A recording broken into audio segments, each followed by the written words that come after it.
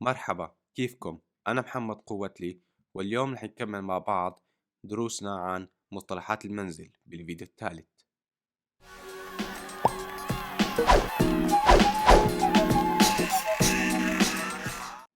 سختي سختي مصفاة مصفاة ههكفيل ههكفيل مفرمة مفرمة طهبطوغري طهبطوغري فتاحة قوارير فتاحة قوارير شاملوك جريل شاملوك جريل سخان سندويش أو شواية.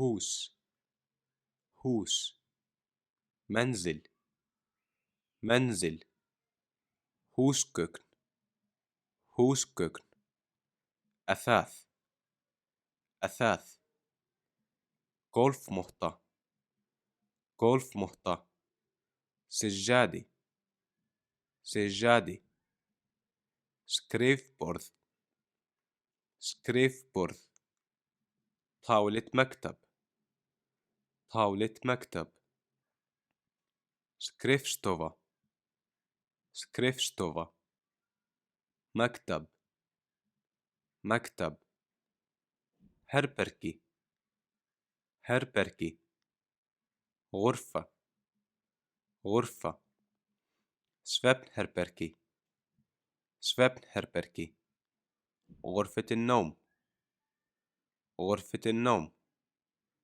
ستوفا ستوفا غرفة معيشة غرفة معيشة بورثستوفا بورثستوفا غرفة الطعام غرفة الطعام بارتنهربركي بارتنهربركي غرفة الأطفال غرفة الأطفال فورستوفا فورستوفا البهو البهو ثوهتهوس ثوهتهوس غرفة الغسيل غرفة الغسيل بيلشكور بيلشكور الكراج أو المرآب